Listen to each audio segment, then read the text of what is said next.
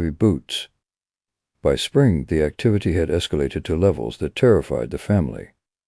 Relatives visiting the home witnessed one of the boys levitate from his bed. They surrounded him, praying aloud until he dropped back down. The Ammons family knew something had taken hold of their home and perhaps their children. In April 2012, desperate for answers, they brought the children to a doctor. They explained the headaches, the strange behavior, the voices, the choking. The physician suspected stress or a psychiatric problem. But in that same office, staff claimed something extraordinary occurred. One of the boys was suddenly thrown across the room, slammed into a wall by what appeared to be no one at all.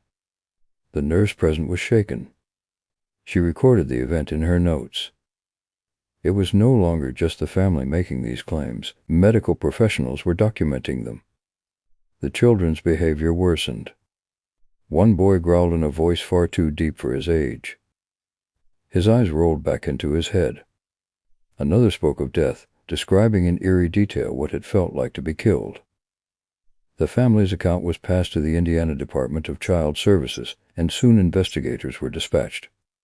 During one supervised visit, a DCS case manager, along with a nurse, claimed they saw something impossible.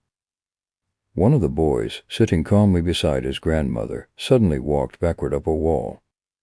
His feet stuck flat against the surface as he climbed higher, flipping over in a somersault before landing perfectly on his feet. The case manager bolted from the room in terror.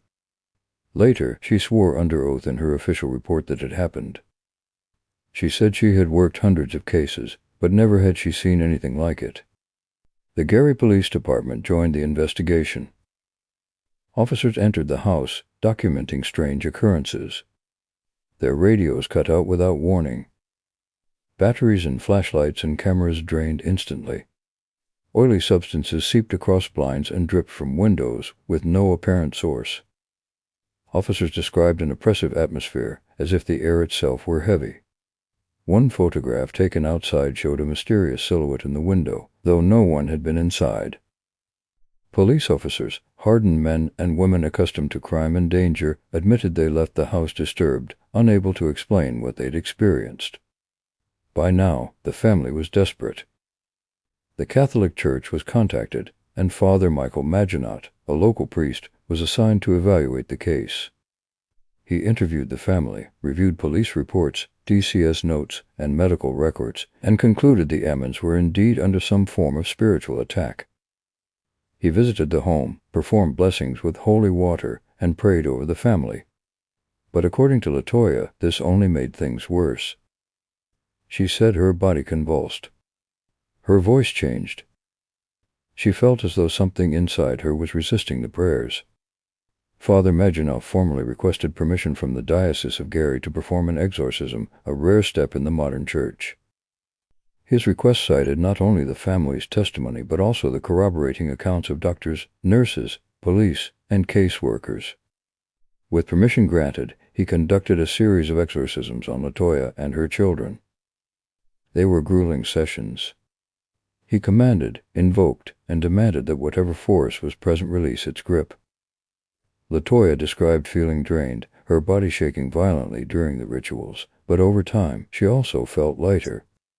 The children, too, seemed calmer, their disturbing behavior slowly fading. Still, during the height of the case, the Department of Child Services removed the children from their mother's custody, believing the home to be unsafe. Even outside the Carolina Street house, workers noted bizarre behavior.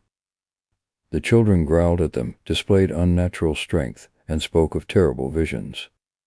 But as the exorcisms continued, the behavior diminished. Eventually, the children were returned to Latoya, and the family moved out of the house for good. By 2013, they reported the disturbances had ceased. But the story did not end there. By then, the case had become national news. Newspapers called it America's most documented haunting. Skeptics argued that stress, poverty, or mental illness explained the events. But what made this case different was the sheer number of outside witnesses, police officers, nurses, social workers, and even court officials who swore to what they had seen. Their testimony gave the story weight unlike almost any other haunting in modern history. In 2014, the house was purchased by paranormal investigator Zach Bagans. He filmed a documentary inside, reporting that he himself suffered illness and strange occurrences after spending time there. He ultimately decided the house was too dangerous to stand and had it demolished, leaving only an empty lot where the infamous home once stood. The Ammons haunting remains one of the most chilling modern cases of alleged possession and haunting. It blurs the line between belief and skepticism. Was it hysteria born of stress and suggestion, magnified by fear? Or was it something darker, a true encounter with the demonic in an unremarkable Midwestern house? Even today, more than a decade later, the case continues to fascinate and terrify. What cannot be denied are the records. Police officers filed reports. A caseworker swore under oath. Nurses wrote down what they saw. A priest documented his exorcisms. It was not just a story told by a frightened family. It was written, signed, and witnessed by people whose jobs demand fact. For Latoya Ammons and her family, it was not a mystery or a legend. It was a year-long nightmare that they endured night after night. And for those who dared to enter that house, it was an experience they would never forget. The house is gone now, reduced to rubble. But the questions remain. What stalked the Ammons family in Gary, Indiana, in 2011? Was it a case of possession? A haunting?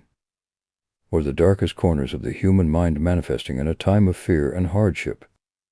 The truth may never be known. But for those who were there, for the police officers, the doctors, the social workers, and above all, for the Ammons family, it was real. And sometimes, reality is far scarier than fiction.